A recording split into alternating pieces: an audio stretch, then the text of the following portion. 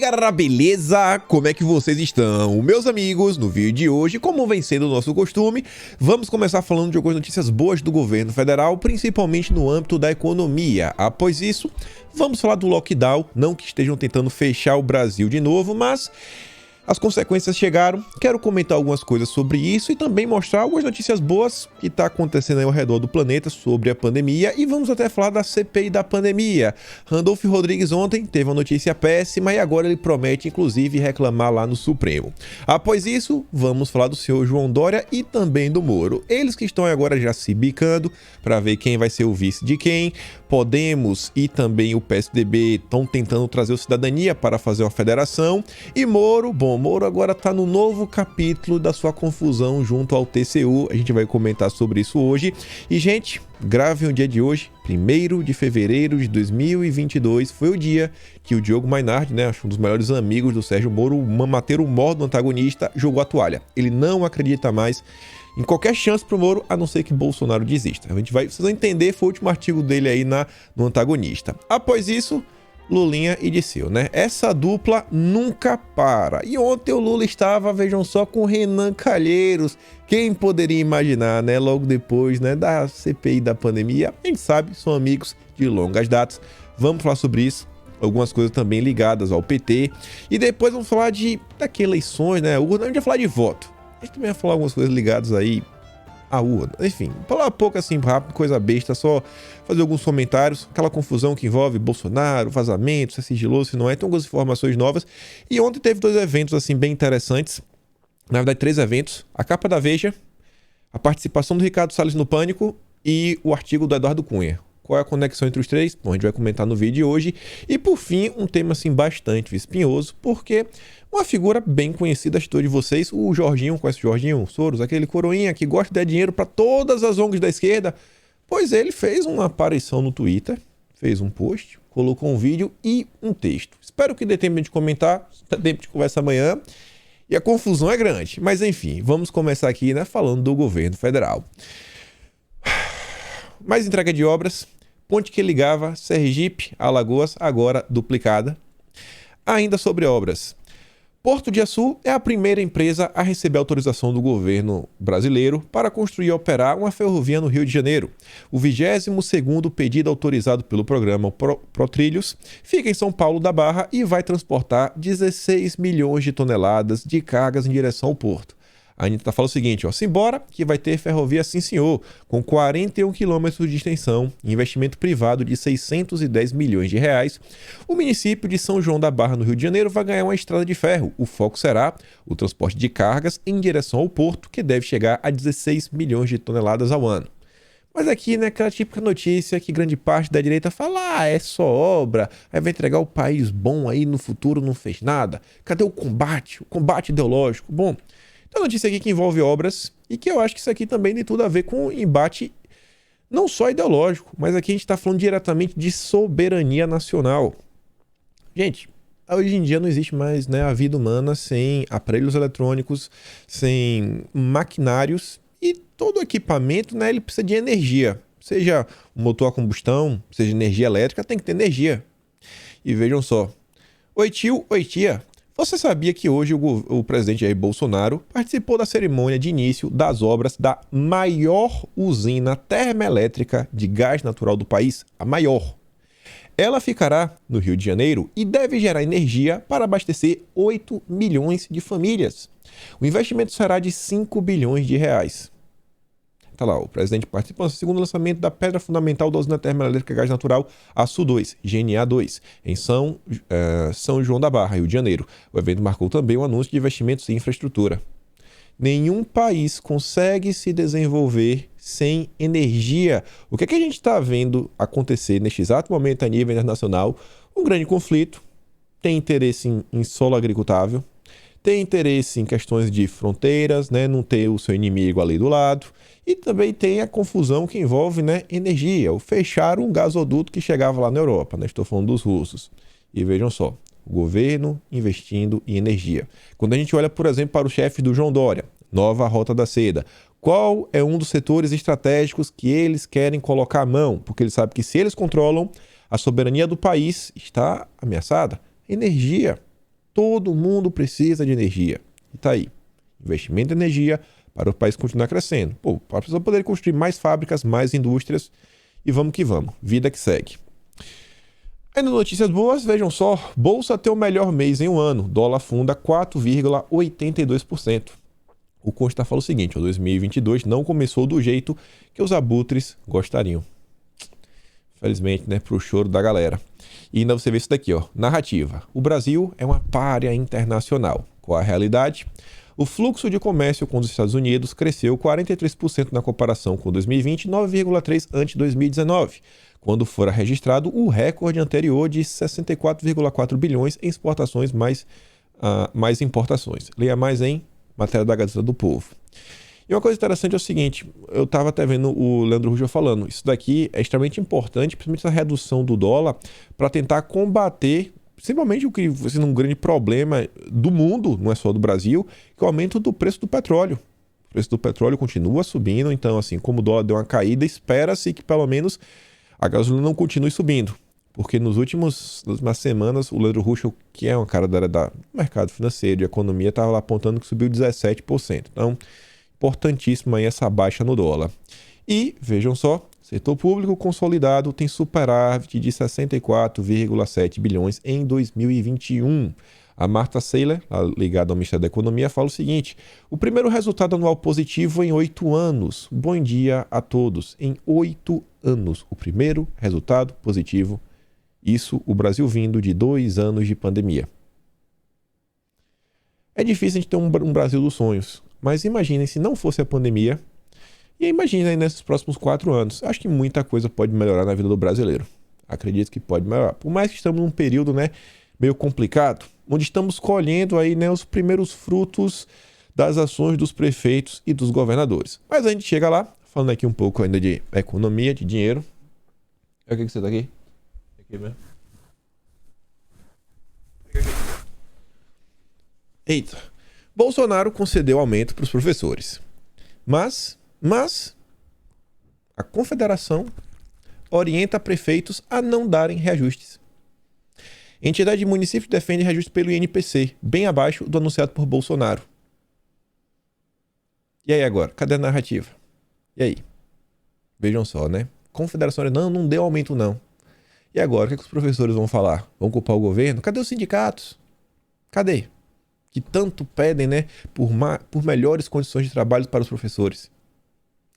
O Carlos fala o seguinte, ó, teremos atos, manifestações e cartazes dos famosos sindicalistas que defendem a classe? Claro que não, claro que não. O importante é manter a narrativa, ajudar os prefeitos, ajudar os governadores. O problema do... que é, pois, que não tem nome. E aí, como falamos da pandemia, né? Mais de 650 mil crianças saíram da escola durante a pandemia. Tenho certeza que a maior parte delas são de famílias de baixa renda, que é quem mais sofre nesse período. A turminha da geladeira cheia, não só da geladeira cheia, né? Aquela galera que tem a geladeira de pelo menos 3 portas. Se você não sabe nem o que é geladeira de 3 portas, é porque você é um simples cidadão brasileiro, um afegão médio. Você não sabe nem o que é, né? Você, na parte de cima, na loja de eletrodoméstico que você vai, nem vende. É só loja de rico. E você vê isso daqui, ó. Aqui é muito cara de pau. Eu achei interessante porque a Paula Schmidt, ela não é de direita, ela é uma jornalista de esquerda.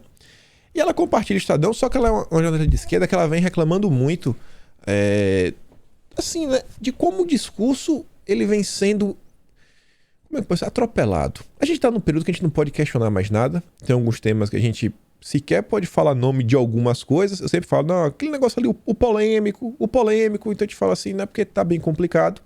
A gente vem vendo a censura crescente, vamos até falar disso também no vídeo de hoje. Aí o Estadão vai falar o seguinte: famílias que perderam emprego na pandemia e não conseguem mais pagar aluguel recorrem cada vez mais a barracas. Esse tipo de moradia improvisada cresceu 3,3 vezes entre 2019 a 2021 e se tornou mais comum também na periferia de São Paulo. Aí a Paula fala o seguinte, peraí, imagina você passar a pandemia inteira defendendo o lockdown. Uma coisa, né, que tirou... Não vou falar isso daí. E agora, poder vender jornal mostrando como o lockdown foi um ato imoral e desumano. Todo mundo defendeu o fica em casa. Mesmo sendo bem óbvio que a gente tinha muita gente no Brasil que precisava trabalhar para se sustentar.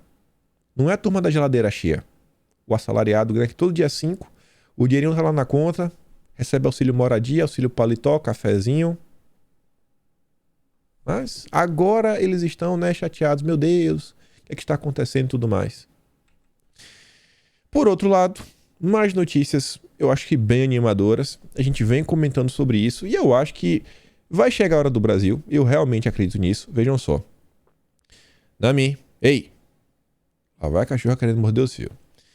Por que a Finlândia está diminuindo suas restrições? A gente já viu, né? Estados Unidos, Espanha, Irlanda, Inglaterra, Dinamarca, Finlândia. E as coisas estão avançando e os países estão reabrindo. Tá chegando a hora do Brasil, tá chegando a hora. Na verdade, a gente vê, né, o mundo voltar para a normalidade. Todas as restrições relacionadas, né, devem ser suspensas em fevereiro, com o momento exato a ser divulgado esta semana, diz a primeira-ministra. Com algumas medidas já a serem flexibilizadas, Marin diz que o seu governo, liderado pelo social-democrata, se reuniu na quarta-feira para elaborar um plano para rescindir as regras, informou a emissora YLE. Não sei como é que se diz. Saiu aqui na Seven News, que é grande mídia aqui da Austrália. Canal de TV, um dos maiores canais que tem aqui. E aí, vejam só, né? No Brasil, na verdade, várias restrições já desapareceram. Várias. O problema é que você é pobre. Se você fosse rico, tá tudo beleza. Você vê aqui, ó. Restrição e controle social para você, que é pobre. Casamento da oligarquia Campos, sem máscara, sem distanciamento e com muita alta sociedade para a família do prefeito. Olha lá, né? Todo mundo bonitão. Eu fiz questão de dar um print nesse frame, ó, aos 27 segundos. Você percebe aqui, né? Tá todo mundo sem máscara. Nada, até que essa senhora com máscara. Agora, o fotógrafo, né? Esse sim, ó. Você é fotógrafo, você é peão. Você não pode respirar o mesmo ar que a gente respira. Interessante, né? O meu desenho favorito, o One Piece, ele possui, né, a elite, ele tem uma elite mundial, tem um governo mundial lá também, e eles são do mal. Olha que coincidência. Eles são chamados Tenryubitos. Eles usam uma roupa tipo de astronauta, né? É como se fosse um aquário na cabeça, porque eles não podem respirar o mesmo ar que você respira. Tá quase isso daqui, né? É a vida imitando a arte, mas tudo bem. E aí, se a gente falando sobre, como é que eu posso falar? Sobre restrições no Brasil, eu vi esse comentário aqui, eu acho interessante. Eu acho que leva, né, até uma reflexão, um amadurecimento na direita. Flávia Ferronato, ela é advogada. E ela está comentando o seguinte, ó. Vejo muitos da turma da crítica construtiva imputar ao governo federal, no caso a Bolsonaro, a maior parte do tempo, e sua bancada no legislativo, responsabilidade sobre a vigência do passaporte.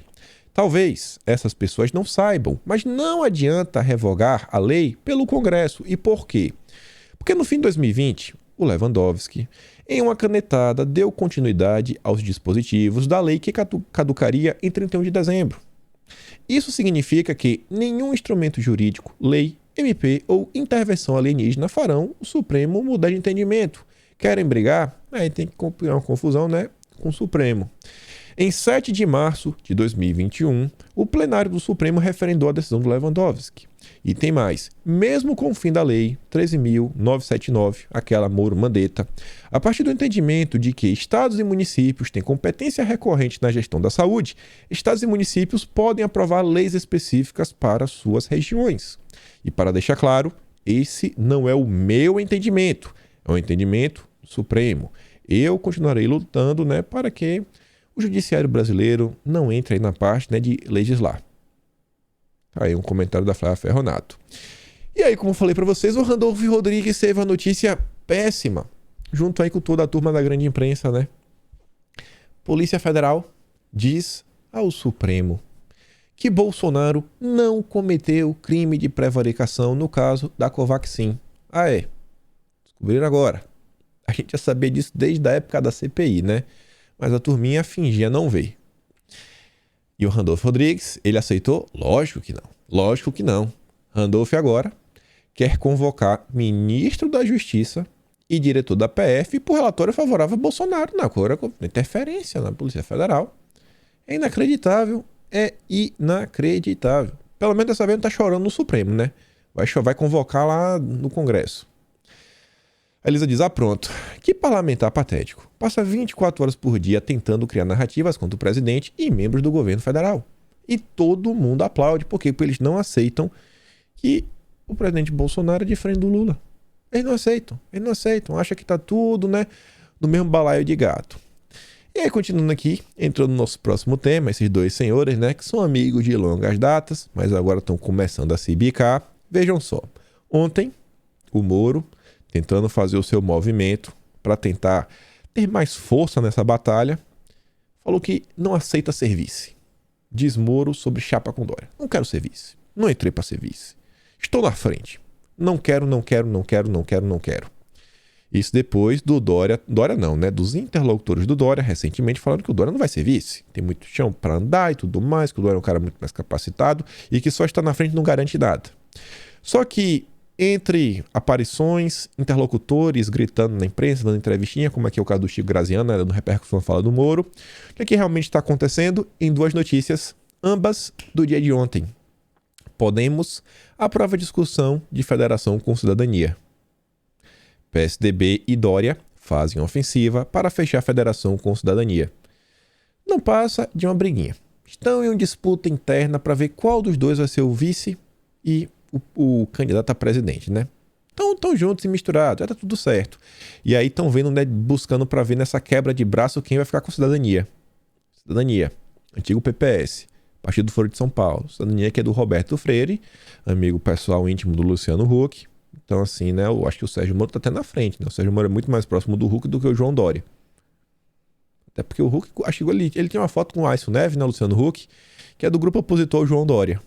Olha só como as coisas são, né? Estão se bicando. A gente vai falar mais do PSDB e essa movimentação da terceira via logo menos. Mas olha só.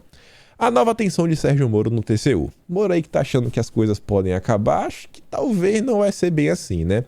Ainda há um foco de atenção para o Marreco no TCU, depois que o Ministério Público pediu na segunda-feira o arquivamento do processo.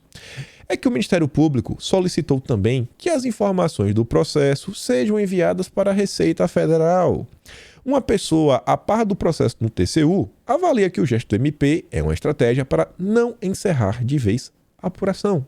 E assim deixar uma nova frente para a Receita, né, atuar se achar, né, algum indício de irregularidade. Uma possível frente de apuração na Receita seria apurar se Moro buscou pagar menos tributos no Brasil ao prestar o serviço como uma pessoa jurídica. E aí o Globo tem uma opinião bem similar, que o TCU ainda não desistiu, né, de pegar o senhor Sérgio Moro. Segundo a pessoa que acompanha de muito perto a situação dessa investigação, né, agora é que tudo começou. Mas o que pode ser feito? O próprio Ministério Público, junto ao TCU, estuda pedir que Álvares e Marçal mostre que contratos de consultoria, e não só de como administradora judicial, prestou às empreiteiras que fizeram acordo de leniência em decorrência de condenações na Lava Jato. A suspeita é que as empreiteiras só teriam assinado esses contratos após esses acordos. Gente, a grande questão não é só, assim, não é o valor, não é o Moro ter se tornado rico ou não ter se tornado rico, é toda a situação. A empresa que ele trabalha, prestando serviço, né, para empresas investigadas na Lava Jato. E uma pergunta também que é o seguinte, o que é que está no contrato? Que serviços o Moro desempenhou? O que é que ele fez à frente dessa empresa? Tem como provar o que ele fez? Que tá algo assim muito nebuloso, muito estranho. Precisa ver o contrato. O contrato, o que é que está sendo feito? Tá muito estranho, muito estranho. E aí surgiu ainda informação nova. E aí o Cláudio, o tio do Botox já tá maluco, né? O Dantas. Reinaldo Azevedo veio falar o seguinte, é mesmo? Consultoria de Moro levou 16 milhões de dólares de fornecedora da Petrobras. Ih, rapaz. Aí o tio do Botox diz, olha a safadeza, agora virou consultoria de Moro. Ué, mas ele não foi contratado no início para ser sócio, diretor? É porque no meio, né, até para facilitar a narrativa, aí ele já virou consultor. O Moro não sabia de nada. Agora não é mais a consultoria do Moro, é de quem? Daqui a pouco vai ser a matéria do antagonista falando que o Moro não trabalhou na Álvares e Marçal. É fake news. É fake news. Só tem que combinar com as agências de fact-check, né? Se eles aceitarem, aí tá fácil. A Bia do STF fala o seguinte, antes do Olavo eu acreditava que jornalista tinha uma opinião. E aí, vejam só, a Intercept, tá aqui a matéria, o Luiz Paulo ainda fala, né? Quanto mais mexe, mais fede. A transparência americana vai propiciar mais uma interrogação do TCU em relação ao marreco. Dessa vez, Álvares e Marçal vai ter que falar sobre a Diamond Offshore Drilling. Ih, rapaz, o que é que está acontecendo? Olha só. Álvares e Marçal recebeu aproximadamente nada mais nada menos do que quase 90 milhões de reais na cotação atual. Isso para atuar na reestruturação da empresa Diamond Offshore Drilling, que entrou, em abril de 2020 com pedido de recuperação judicial da Justiça do Texas, dos Estados Unidos. Tá. Qual o problema? A companhia é fornecedora da Petrobras e atualmente opera 2 plataformas no Brasil. Vai vendo. O processo de recuperação judicial terminou em abril de 2021, ou seja, o Moro já estava lá. Aí, 5 meses após Álvares e Marçal ter anunciado o ex-ministro da Justiça Sérgio Moro como sócio-diretor em Washington, também nos Estados Unidos. Mas não para aí. O valor de 16,5 milhões de dólares pago pela Diamond Offshore Drilling, a consultoria, consta em documentos judiciais aos quais o Intercept teve acesso. A cifra é maior, o dinheiro é maior do que a apresentada pela Álvares e Marçal para o TCU, referente ao faturamento no Brasil. Só esse contrato é maior do que todo o faturamento que ela apresentou no TCU no Brasil entre 2013 a 2021. Olha a confusão. Que esse faturamento gira em torno de 83,5 bilhões. E aí? Desse total aí recebido, os 16,5 milhões de dólares, essa empresa, a Diamond, 5,3 milhões de dólares, ou seja, 32% do total, foram pagos após novembro de 2020. Mês que o Moro começou a trabalhar na consultoria, né? E aí? O Moro participou disso? Não participou? Tem que aumentar? E aí? Algum conhecimento? Algum contato? Assim, o que é que o Moro fez na Álvares e Marçal? Aqui tá muito estranho, né? Em documento anexado ao processo da Justiça no Texas, o CEO Mark Edwards diz que cerca de 20% do faturamento da Diamond em 2019 veio de contratos com a Petrobras. Aí o Intercept traz aqui, o documento em inglês. Tá lá, falando aqui que 20% vem da Petrobras. Em seu mais recente balanço trimestral, a Diamond Offshore cita uma disputa tributária no Brasil, em que a Procuradoria-Geral da Fazenda Nacional questiona a Petrobras em relação ao recolhimento de impostos sobre contratos para afretamento de embarcações e prestação de serviços, como o que a empresa americana possui. E olha só, a Petrobras venceu o processo no Conselho Administrativo de Recursos Federais, instância administrativa ligada ao Ministério da Economia. Agora, a empresa a Diamond vai recorrer, porque não quer arcar com esse dinheiro, quer que a Petrobras pague, então agora vão disputar e no judiciário. Eu espero que o Moro não tenha participado, mas com certeza o Moro é uma pessoa com muita habilidade caso quisesse ajudar, Uma disputa no judiciário que envolve a Petrobras, eu garanto que o Moro tem muito conhecimento, para dar, vender e emprestar. O Moro participou disso? Tem que abrir o contrato. Não basta abrir as contas. Tem que abrir o contrato. O que é que Moro foi fazer nos Estados Unidos? Ele não só foi fazer hambúrguer, eu tenho certeza. Moro tem cara que nem come hambúrguer, Tem aquele cara que, sabe, come a comida sem sal.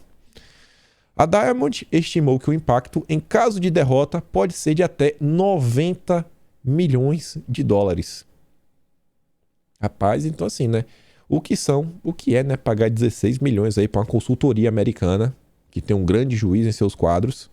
Pô, também não sei se a Álvares e Marçal vai ajudar, O segundo documento assinado pelo diretor da Álvares e Marçal, anexado ao processo de recuperação judicial. Então, tá vendo aí? Tô recuperando. A Álvares e Marçal tá vendo aí, se perder 90 milhões, cara, paga bem, porque funcionário, advogado bom, te tira de muito pepino, O que é que Moro foi fazer nos Estados Unidos? O que é que Moro foi fazer nos Estados Unidos? Moro nem foi visto abraçando o Mickey. Muito estranho, viu? Muito estranho. Todo mundo nos Estados Unidos vai na Disney.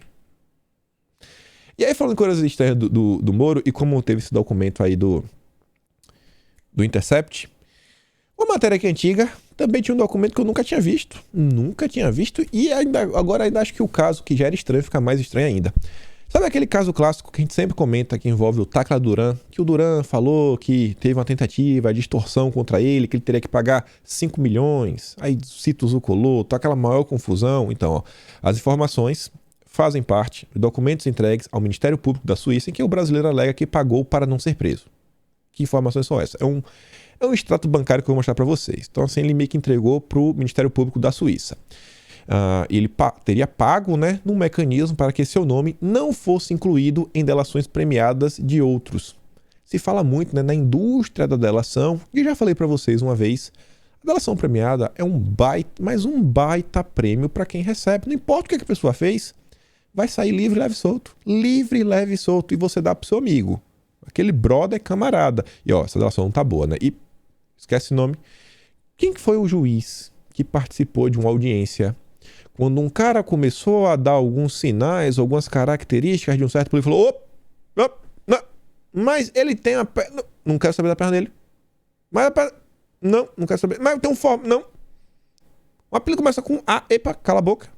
Não sei quem foi. Não sei. Estou esquecido. Agora, documentos bancários, também submetidos ao Ministério Público da Suíça, apontam que no dia 14 de julho de 2016, um pagamento ocorreu e teria sido feito a partir de um banco em Genebra para a conta de um escritório de advogados em Curitiba.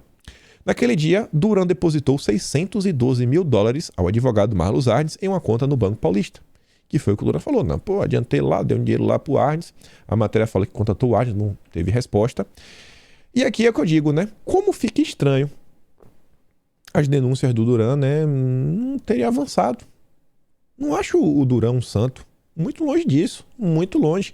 Mas você vê a matéria, Jamil Chad, né, quando ele critica o governo Bolsonaro, quando o pessoal lá da UOL, né, criou a narrativa que, olha só, a família Bolsonaro estava trabalhando em conluio, já está, né, com Steve Bannon, e junto aí com o Telegram e o Getter, vão fazer um impulsionamento internacional de mensagens. Internacional. Sabe? Vai ser a coisa assim... Ninguém nunca viu. Aí todo mundo acredita, a narrativa cresce, aí já pede investigação e tudo mais. Agora, quando eu volto a trazer aqui esse documento, vocês podem ver, né? Olha aqui, $612 mil e 300.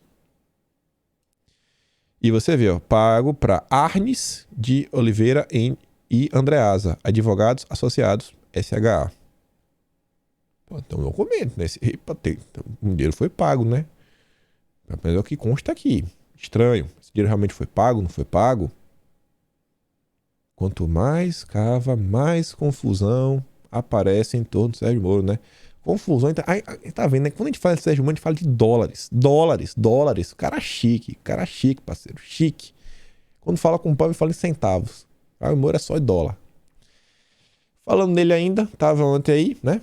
Olha só, a Amazônia deve ser um ativo para atrair investimentos externos. Lá vai o Moro querer dar a Amazônia pro gringo. Olha como é a diferença. Ontem o Ricardo Salles estava contando sobre o governo Bolsonaro. A preocupação de dar liberdade para o povo da região amazônica de prosperar. A preocupação do governo é dar liberdade para a população explorar. Olha qual é a prioridade do Moro. Da Amazônia para os investimentos externos. Não é pro ribeirinho, pro próprio índio, né? Que ele tanto se, oh meu Deus, pobre coitado. Não. Vamos vender pro gringo, né? E aí no final ele diz também, ó, ouvi sugestões sobre o setor sucro alcooleiro do Noroeste Paulista, caminhos para produzir e exportar mais, reduzindo a emissão do gás carbônico, né? Pauta verde. Tome cuidado. E o Moro aí, né, no dia 7, tentando enganar a galera aí lá em Fortaleza, vai lançar uma carta de princípios para os cristãos. Ele agora não vai mais apoiar o meu corpo, minhas regras. Ele agora vai fingir que ele nunca foi amigo da Ilona Zabó e que ele é completamente contra, né? A mamãe e tudo mais. Agora, meu amigo, o Moro é mais santo do que não sei nem quem, né? O Moro agora, ele mudou. Agora é um novo homem. Acredite se quiser, né? E como falei para vocês, chegou o dia é hoje, 1º de fevereiro de 2022, 6h31 da manhã. O Diogo Mainardi já acordou, sabe, aceitando que não tem jeito. Só a desistência de Bolsonaro pode impedir a vitória de Lula. Todos os planos da mamataria falharam, não conseguiram meter a mão no dinheiro do União Brasil, não foi para frente, deu errado. Aí tá lá, ó, Lula já está eleito. A não ser que Jair Bolsonaro desista de sua candidatura, é o que venho dizendo aqui. É também o que o Merval Pereira diz em sua coluna. Olha só, estão concordando, né? Bolsonaro tem que desistir, é a única chance. Para impedir que Lula se transforme numa cabra, é preciso tirar o bode bolsonarista da sala. E para tirar o bode bolsonarista da sala, é preciso roubar-lhe meia dúzia de pontinhos nas pesquisas. O pessoal quer eleger o Lula. Ele tá aí, tá de conversa mole. Tá aí de conversa mole. Não tem chance. O único motivo do Moro estar competindo... Na boa, sabe qual é o motivo? Não tem chance dele ganhar. Ele não é burro, ele sabe disso. E aí, gente, as eleições, elas vão passar. Elas têm início, meio e fim, vão passar. E os políticos, eles vão continuar. O Lula não é nada e tá enchendo o saco. O Disseu não é nada, tá enchendo o saco. O Guilherme Boulos não é nada. Esse daí não tá enchendo o saco, ele tem... Pode nem falar isso mais, né? Mas assim, ele gosta de frequentar várias propriedades privadas. Assim, sendo sempre convidado, ele não faz nada de errado. Tá aí, Sérgio Moro vai ser igual o Lula Zabó, vai ser igual, sabe, esses militantes que vão ficar o tempo todo dando entrevista. Porque o combate à corrupção no Brasil acabou, tá tudo desmantelado, nada presta, tá tudo ruim, tá tudo, sabe, uma porcaria. E vai ficar militando dia sim, dia também, dia sim, dia de também, emplacando ONG, palestra, só para criar o caos. É um agente político. E na eleição, né, o nome dele vai rodar no Brasil todo, tudo mais, o partido vai apoiar. Marketing gratuito. Para ele é marketing gratuito, né? Ele é um cara abnegado, que não está muito preocupado, né? Um cara que vive com pouco. Vive com pouco, um ano, quase 4 milhões, vive com pouco. Não trabalha para ser rico. Não trabalha, então ele está aí, firme e forte. E aí vamos pro próximo tema, né? A dupla dinâmica Disseu e Lula. Eu ia falar uma coisa, mas depois toma um processo aí, Deus é mais. Quero voltar mais uma vez o nosso pequeno resumo que a gente já tem fazendo aqui, tem 2 dias seguidos, porque todo dia, né, tem um novo desenrolar. A gente começou falando lá no dia 27, né, que Disseu também tem feito conversas com tucanos históricos. Aí falávamos que o Disseu se encontrou com Aníbal e o Lula se encontrou com o Tasso Gereissati e o Aloysio Nunes. Aí, dia 29, sai a matéria no Globo que o Aníbal, que é do PSDB, senador, defende o apoio a Simone Tebet, que é do MDB. E no dia 31, saiu a matéria que a gente trouxe no vídeo ontem, que finalmente consegui encaixar no vídeo, que o Tasso Gereissati, que também é do PSDB, fez o aceno para Simone Tebet. Olha só como são as coisas. Ainda teve outra matéria que eu não coloquei aqui, que o Kassab já está negociando para o Eduardo Leite sair do PSDB e entrar no PSD, que é do Lula. E eu falar para vocês, gente, isso aqui tudo é uma movimentação para tesourar a terceira via. Tesoura assim, cara, pra acabar logo essa besteira. Vem todo mundo já alinhado. O Lula tá mandando todo mundo. Quem manda no PSDB é Lula. Então aqui os tucanos e tudo mais.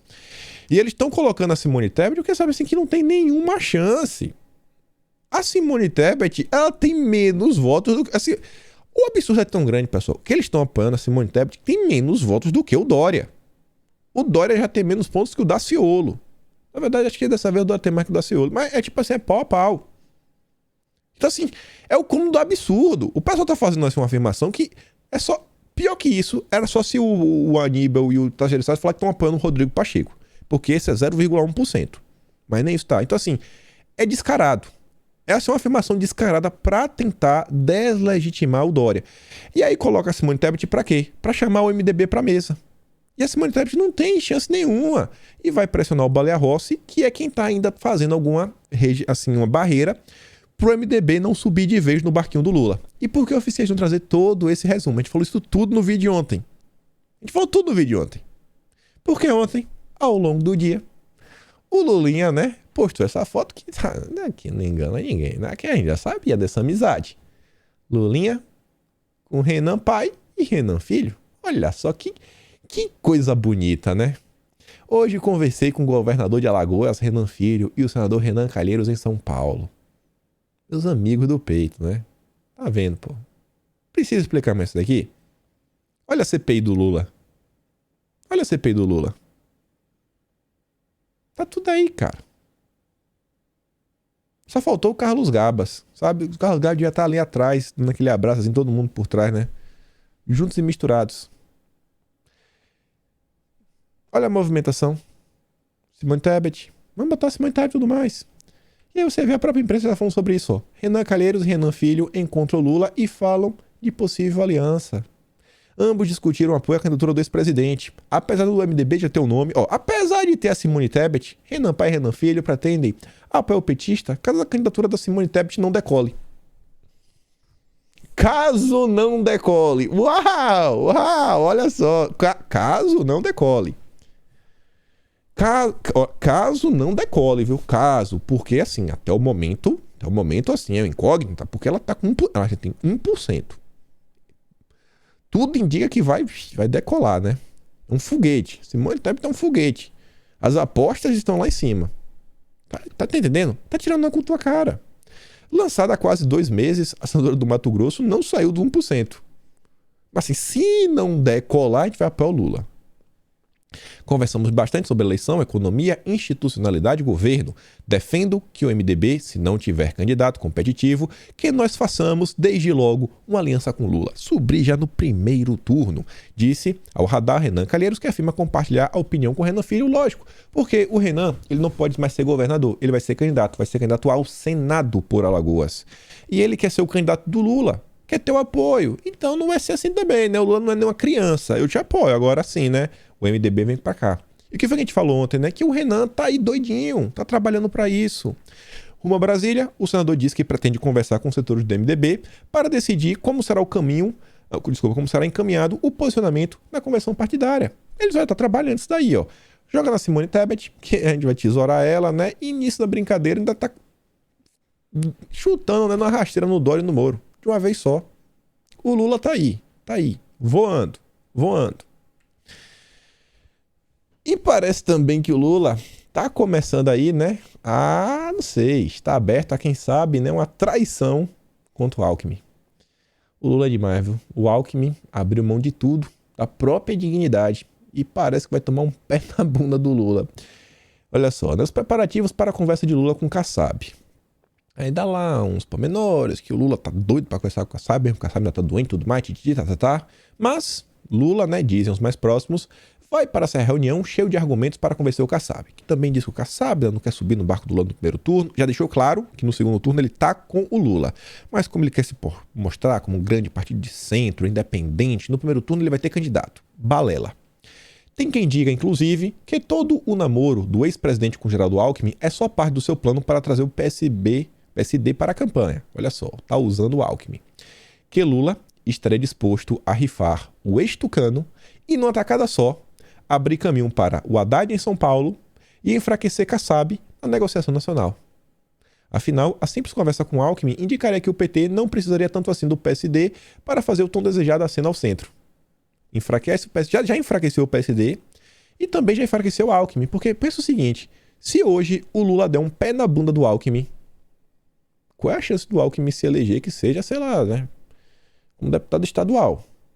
Um cara que estava liderando o estado de São Paulo, era do PSDB, criticava o Lula, né?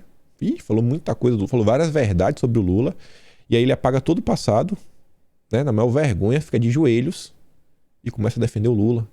E fala que vai ajudar o Haddad. Se eu dar um pé na bunda desse cara, quem vai votar nesse cara? Abandonado pelos seus seguidores e pela esquerda, que ele achou que um dia ia abraçar ele. Acabou.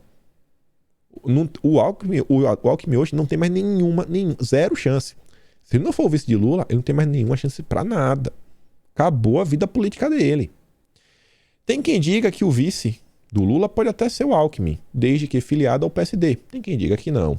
Que Lula ficaria bem feliz mesmo é com o nome de Josué Gomes, filho de José Alencar, ou do prefeito de Belo Horizonte, Alexandre Calil. Uma ideia que, aliás, agrada bastante amigos de Lula, como relatou a coluna na semana passada. E tá aí.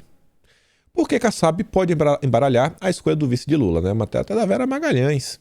O ex-prefeito de São Paulo, ex-ministro da Dilma Rousseff, calculou conduzir o jogo de forma a ter palanques muito fortes no Triângulo de São Paulo, no Triângulo São Paulo, Rio e Minas, para ser cortejado como vice de Lula. É a estratégia do Kassab, né? Ter palanque, ter votos, ter base e chamar o Lula para conversar. E aí, na reta final, convencer as seções do partido, né, avessas ao PT, de que é um bom caminho. As conversas voltam a ser para que o PSD seja considerado para vice. E os mineiros Josué Gomes, o próprio Pacheco e Alexandre Calil são colocados como opção, embora o desejo de Kassab seria ocupar o posto sem intermediários. Nenhuma dessas rotas está definida. Kassab é o tipo de político que desenha caminhos alternativos, tendo como cálculo sempre o aumento da bancada e da influência do partido que criou em 2011. E assim, por mais que ele tenha muito interesse, qual é o objetivo central de todos os grupos políticos do Brasil hoje? Todos. Uma grande bancada do Legislativo. Grande bancada do Legislativo. É extremamente importante um Legislativo gigante. Não só eleger o presidente, mas precisamos de uma grande base de deputados na Câmara e tentar eleger o máximo possível de senadores. E também o máximo possível o que mais tiver de tudo, mas o Legislativo é extremamente importante, principalmente a Câmara. E aí sobre o PT, para as pessoas, né, que estão ainda em dúvida, mas se o PT voltar, tá de boa, não pega nada, tudo mais, é a mesma coisa, Bolsonaro também, né, a pauta da esquerda está avançando como nunca, aquele discurso chato. Carlos Bolsonaro aqui, ele relembrou um pequeno vídeo aqui do Jacques Wagner. Olha só. Nós precisamos disputar o poder político. E através do poder político na democracia, por exemplo, Moema estava a Cuba. Eles fizeram uma revolução, nós não fizemos uma revolução. Esse é o nosso problema. A gente conquistou o poder pela via do voto. E pela via do voto, dentro da democracia que está estabelecida, a gente, por enquanto, está tendo que jogar com as regras dele. Esse é o problema. O áudio tá meio ruim. Mas ele tá falando o seguinte, que infelizmente eles chegaram ao poder pela via do voto. Aí tem que jogar pelas regras do jogo. Não foi uma revolução igual foi a Cuba. É isso que eles querem. E dessa vez eles vão vir com tudo. Você vê, né? O Chile, que na América do Sul era assim um exemplo de prosperidade. Agora tá vendo aí as pessoas protestando contra migração ilegal e alta criminalidade. Basta. O Venilton fala, o triste é entender que isso é só o começo. Quando o comunista assumir, infelizmente, cara, só vejo piora. E aí vamos pro nosso próximo tema, que eu falei pra você, né? Que a capa da Veja, o Ricardo Salles no Pânico, Eduardo Cunha, o que é que eles têm pra, sei lá, nos ensinar e colocar aí, né, no tabuleiro. Começar a falar do Ricardo Salles, não coloquei o vídeo aqui, mas conto pra vocês. Assistiam da participação dele no Pânico, sei lá, tava com tempo livre, dei play, fiquei fazendo outras coisas. Na verdade foi hoje, pra mim, ao longo do dia. E aí perguntam pro Salles várias coisas sobre as pesquisas e tudo mais. Ele fala o seguinte, teve uma pesquisa aí que fizeram bem recente, que você vê que a diferença entre o Lula e o Bolsonaro tá bem pequena, né? Bem diferente dessas pesquisas, coloca o Lula lá em cima. E o Salles também fala o seguinte, essas pesquisas, elas têm alguns problemas na hora de você capturar nas amostras, porque a maior parte delas se faz em geral, nos grandes centros urbanos, onde o domínio da esquerda, né, é maior. Quanto mais interiorana a cidade é, mais as pessoas têm a tendência a ser conservadoras, né? Aquela relação mais familiar, todo mundo conhece todo mundo, né? Respeito existe, né? Boas maneiras, por favor, obrigado. Pô, sempre é bem-vindo numa conversa, num bate-papo. E aí você vê essa capa aqui, Veja São Paulo. Olha essa foto. Os Santa Cecílias. Como vivem, consomem e discursam os habitantes de um dos bairros mais sexy da cidade. De saudosismo coreografado das samambaias, chão de taco, vitrolas e brechós. Uau! Algum de vocês se veem aí, sei lá, nessa foto, todo mundo é descolado, músicas antigas, bacarau, tatuagens. É que é o retrato, sabe, grandes centros urbanos. O que é o mais fácil? Onde é que estão as grandes empresas? Onde é que estão as universidades e tudo mais? Vai ter para o centro urbano. Meu amigo, o cara que acorda na roça, tem que pegar a enxada logo cedo, tratorzinho, cuidar do boi, da vaca, água, sabe? Botar água nas plantas. Não tem tempo pra isso aqui não, bicho. Não tem tempo. Não tem nem estúdio de tatuagem pra ir lá. Então, assim, a gente acha assim, quando olha o retrato, né? Quando vai para essas amostras dos grandes centros urbanos, não pega, né, um total da sociedade. E quem vem na mesma linha, um tema similar, a matéria é gigante, Mas eu peguei aqui apenas 3 parágrafos que eu acho que dá para resumir o que é que o Eduardo Cunha quer falar na matéria, que é o seguinte: as pesquisas não captam o voto evangélico. Ou seja, ninguém consegue hoje fazer uma pesquisa em que o voto evangélico seja apurado com base em estatística. O que se faz é simplesmente perguntar ao entrevistado qual a sua religião, não há garantia de que o percentual refletirá o verdadeiro tamanho da base evangélica. Alguém ainda tem alguma dúvida sobre quem vai vencer a eleição dentro do eleitorado evangélico? Eu não tenho nenhuma. Nesse grupo, Bolsonaro vencerá no mínimo com o dobro dos votos do Lula. É só esperar para conferir. Por isso, as pesquisas hoje não têm a menor chance de refletir o real resultado do voto evangélico, seja pelo aspecto técnico da amostragem, seja pelos aspectos políticos narrados aqui. A menos que o PT dê um cavalo de pau nas suas suposições. Não vai. Tá todo mundo aí. E ele fala, pô, o que o PT vai indicar para o Supremo caso seja eleito? O PT vai mudar o seu posicionamento sobre a pauta de costumes? Sobre meu corpo e minhas regras? Tá achando que o evangélico ele não sabe o que está acontecendo? Ontem estava ouvindo uma conversa, várias pessoas no Space lá no Twitter. Tava lá só de bizu assim com a outra conta que eu tenho, né? Pra ninguém ficar, e participa e tudo mais. E aí eu tava vendo assim um depoimento de uma senhora do interior do Alagoas, não vou lembrar o nome dela agora, tinha 57 anos. E ela falando o seguinte, falando, cara, todo mundo aqui tá vendo o que o governo tá fazendo. Todo mundo que eu conheço aqui, a maioria é Bolsonaro.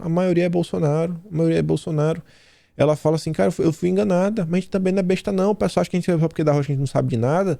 Em 2018, quando eu ganhei um celular, um Galaxy, aquele pequenininho que tinha o YouTube, ela falou bem assim, a gente começou a ver, eu não tenho vergonha não, eu fui enganada, mas hoje eu tô vendo aí. E sigo o presidente e venho acompanhando as coisas que estão sendo feitas. E aí depois eu comentei com um amigo meu, falou, cara, assim, Bolsonaro tem 1001 defeitos, sabe? Mas ele tem algumas qualidades. Não chega a ser uma qualidade, mas uma característica dele que não é algo assim copiável. Ele desperta nas pessoas aquela vontade de acompanhar a política. As pessoas acompanham a política por causa de Bolsonaro. Tá lá acompanhando. Até a esquerda só faz gritar, né? Ler manchete. Mas as pessoas direitas estão lá, estão acompanhando. Elas veem, sabe, a malvadeza e as narrativas que são geradas contra o presidente de forma assim recorrente o tempo todo. As pessoas se sentem mal. Cara, não é possível isso daqui. Pô, olha a descaração que estão fazendo contra o presidente da República. Tem muito chão para dar. Muito chão para rolar. E você vê, ó.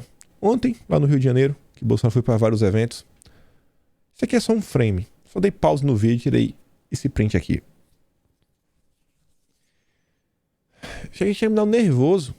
O Lula não pisa na rua. Mas vence no primeiro turno. Aí tem Bolsonaro. Olha a quantidade de gente, pessoal. Cara, eu não consigo acreditar que o Lula vence no primeiro turno com 75% dos votos. Eu não consigo. Pode me falar que tá na frente, mas, cara, pisa na rua. Pra gente ver onde é que estão os apoiadores do Lula de verdade. Vai no shopping. No aeroporto. O cara só vive escondido. E aí, falando de eleição, vou falar de votos. Tô com o meu cachorro mijando no chão. A cachorrinha dessa vez. Sabe aquela confusão que diz aí que Bolsonaro meio que teria vazado, inquérito, sigilo e tudo mais? Enfim, aqui tá um documento que fala o seguinte, ó. Indagado se referido inquérito se encontrava sob segredo de justiça, respondeu que não. Que no inquérito não existe nenhuma medida... cortando em cima, né? Mas assim que restringisse o acesso. E aqui tá falando do delegado. A Bárbara fala o seguinte, a Polícia Federal acusa Bolsonaro de ter divulgado documentos sigilosos. Pois bem, em depoimento, o delegado responsável pelo inquérito disse categoricamente que o inquérito não estava em sigilo. E aí a Bárbara, ela fala o seguinte, ó, quem quiser baixar o inquérito é só dar um Google nisso daqui, não consegui colocar o link. Aí depois ela corrige e fala o seguinte, ó, correção. Esse é o documento da AGU referente ao inquérito. O depoimento prestado à Polícia Federal consta tanto no inquérito 4878 quanto na defesa feita. Ela coloca lá de onde foi que ela tirou esse documento. E só sobre isso daí, né? Para também não levantar muita polêmica, Felipe Bastos falou o seguinte: passando apenas para dizer que a eleição em Portugal foi com cédula, né? Prestando por caneta. E foi de boa. Diferente que as pessoas dizem que queriam colocar tudo, mas eu não acho que ninguém quer isso. Não acho que ninguém quer isso. Ninguém quer a volta da cédula, é isso que o pessoal estava discutindo no passado. Mas só fica aí, né? Só a nível de pontuação. E vamos entrar agora num tema extremamente espinhoso, esse último tema do nosso vídeo, para falar dos grandes donos do mundo, né? Uma foto aí, né? Todo mundo ali, a mesa, poucas pessoas decidindo para que lado o mundo vai. E, gente, o homem, a lenda em pessoa, publicou ontem seu Twitter, falando que o Xi, lá do país do Dória, é a maior ameaça que as sociedades abertas enfrentam hoje. O agitado mercado imobiliário do país, a população em queda e a variante em rápida disseminação podem ser sua ruína. Tudo durante seu projeto de prestígio das Olimpíadas de Inverno. E ele deixa um link do site dele mesmo, né? Aqui tá tudo já traduzido para o português. O site é dele, com o nome dele, né? Sobre o país do Dória, né? Observações proferidas na Hoover Institution. Quero ler para vocês alguns parágrafos que eu fiquei assim, Jesus, o que é que está acontecendo nesse planeta, o que é que pode estar esperando nos próximos anos. Ele já começa assim, ó. 2022 será um ano crítico na história do mundo. Jesus, já dá até medo, vai ser um ano crítico. O ano mal começou, o cara já tá me falando essa. Em poucos dias, comunas, né? O estado autoritário mais poderoso do mundo começaram a sediar os Jogos Olímpicos de Inverno. Olha a analogia que ele faz. Como a Alemanha de 36. A Alemanha do cara que tinha um bigode só aqui no meio. Tentará usar o espetáculo para obter uma vitória de propaganda para seu sistema. Meu amigo, olha o que o cara tá falando. Aqui é briga de comunista contra globalista. Estamos em ou perto de decisões importantes que determinarão a direção em que o mundo está indo. Os globalistas tentando destruir os comunas. As eleições alemãs já ocorreram. As francesas ocorrerão em abril de 2022. Ou seja, ó, a Alemanha já aconteceu, a esquerda venceu, vai ter a da França. E aí? A esquerda tem que perpetuar no poder. Nesse mesmo mês, os eleitores da Hungria, contra grandes probabilidades, podem tirar um governante autoritário do poder. Leia-se, um governante de direita. O Jorginho, ele é da Hungria. Ele é proibido de entrar na Hungria. Só para você ter uma ideia. Juntamente com a decisão do Putin de invadir lá a Ucrânia, esses desenvolvimentos ajudarão a determinar o destino da Europa. Olha a confusão. Em outubro, vai ter o 20º Congresso do Partido Comuna. Vão decidir se vão dar ao Xi, né, um terceiro mandato. Então, os americanos realizarão a eleição crucial no meio de mandato em novembro. A mudança climática continuará sendo um desafio político primordial para o mundo. Mais um aceno, ó. A gente não vai abandonar a pauta verde. A pauta verde é o caminho. Um dos principais pontos que eles querem com essa pauta verde é por quê? Porque a partir do momento que vira um problema mundial, você já pode começar a falar no imposto mundial. Se você tiver um imposto mundial, acabou. Aí você já consegue financiar um governo mundial. Só precisa de um impostozinho mundial. Mas a característica geopolítica dominante do mundo de hoje é o conflito crescente entre dois sistemas de governança que são diametralmente opostos uns dos outros. Estou falando do mundo ocidental, dos comunas, lá dos chefes do Dória. O presidente americano geralmente adotou políticas corretas. Ele disse ao cara lá da Rússia, né, que vai pagar um alto preço se for atacar a Ucrânia. Mas os Estados Unidos não vão entrar em campo para defender. Olha a confusão, né? Não vai entrar. Já tiraram o corpinho da reta. E aí, se o cara lá atacar, vai ter algumas sanções. Ao mesmo tempo, o americano, né, deixou claro que o Xi, se ele usar força contra Taiwan, aí vai ter confronto. Eles estão mais preocupados, né, com os vermelhos do que com os russos. Por outro lado, o Xi declarou que está determinado a afirmar soberania. Recentemente, ele surpreendeu o mundo ao demonstrar, né, um foguetinho hipersônico controlável. Uma tecnologia que ninguém tem, mas mesmo sem os Estados Unidos ter essa tecnologia de ataque, ele falou assim que não muda nada, né, que esse míssil é meramente uma vitória de propaganda. Ainda assim, né, a grande batalha tornou-se mais plausível. Olha só, o cara tá falando que um conflito tá se tornando mais plausível e não é um assunto agradável de se contemplar. Confusão. Recentemente, fiz a mim mesmo a pergunta: como surgiu a situação atual? E ele fala o seguinte: pô, quando comecei nos anos 80 e tudo mais, né? Os americanos, a superioridade não estava em discussão, mas parte das perguntas do porquê as coisas avançaram tanto se dá por causa do processo tecnológico. A maior parte do qual é baseado na inteligência artificial, que é um tema aí também bem complicado. O desenvolvimento da inteligência artificial e a ascensão das mídias sociais e plataformas tecnológicas evoluíram juntos, ou seja, a soberania dos americanos só entraram em xeque por causa das Big Techs. Ou seja, se as Big Techs voltarem a se aliar a um lado, as coisas voltam ao normal.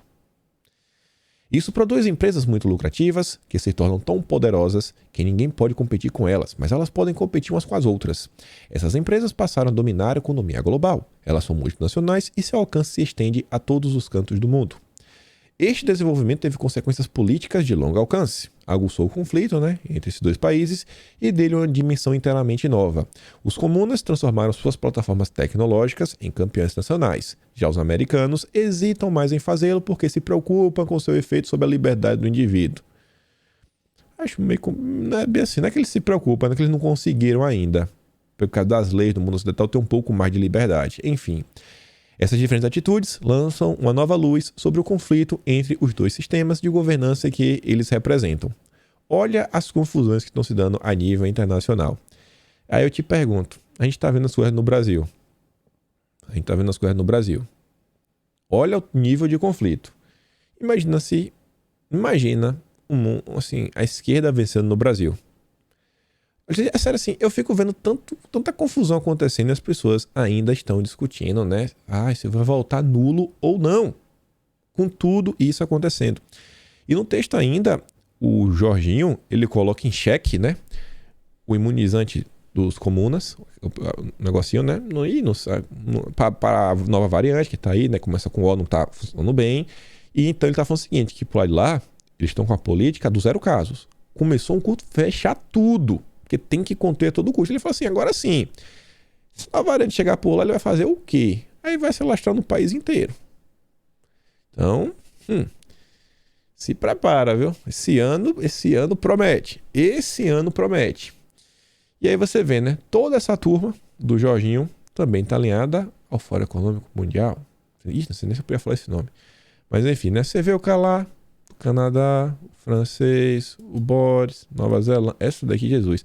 Ou o Zuzu do Facebook e mais a galera, Confusão grande. E olha isso aqui. Twitter mantém no ar publicações falsas mesmo após denúncia de conteúdo. Pronto. A agência Lupa denunciou tweets falsos e ainda não saiu do ar. O Leandro Ruja fala o seguinte, os censores não aceitam ser questionados. Se uma agência da extrema esquerda de checagem marca uma manifestação como falsa, ele deve ser removida. Quem determina se a coisa é verdadeira ou é falsa é a esquerda. E se a esquerda falou que é falso, tem que ser removido. Olha o nível de totalitarismo que eles estão tentando implementar com a ajuda da imprensa nacional, matéria da Folha de São Paulo. O Carlos Bolsonaro ele fala o seguinte, não se iluda. Aqueles que defendem a censura, eles não estão preocupados com as notícias falsas. Eles estão preocupados com as verdadeiras. Tem algumas coisas que eles não querem que a população saiba. Não querem, de jeito nenhum. Por quê? Porque atrapalha muito as narrativas. E a gente termina aqui com esse... Eu não sei nem como classificar isso aqui, porque não é uma matéria factual, Não é uma matéria... Eu não sei o que é isso daqui, cara. Essa é uma matéria do leitor. Brasileiros sonham com ausência de Bolsonaro no Planalto. Diz leitor. Tá sonhando. A Ju fala o seguinte, lá vem a opinião do leitor. Olha o desespero da imprensa. 2022, vocês estão vendo aí, será um ano decisivo para o planeta. Decisivo. A gente estava comentando sobre o Jorginho, que em 2020 injetou um dinheirinho aí para ajudar os democratas a vencerem. Vamos observar o que vai acontecer aqui esse ano. Mas, galera, é o que eu sempre digo. Não contem comigo para eleger o Lula. O governo tem problemas. O governo erra. Mas o lado de lá, irmão, é o Lula. Sabe? Em vez de eu ser, mas tem que ver pra gente consertar os erros. Eu entendo, o cara tem que estar de eleição, falta menos de 10 meses para as eleições. O foco agora, para mim, tá bem simples, o cara tem que reeleger Bolsonaro a todo custo e uma grande base no legislativo. Com isso ficamos por aqui. Lembra daquela curtida, daquela compartilhada, se inscreve no canal, nas minhas redes. Se gosta do meu trabalho, considere me apoiar aqui pelo Clube de Canais ou pelo Patreon, enfim, a gente se vê amanhã. Tamo junto, fui!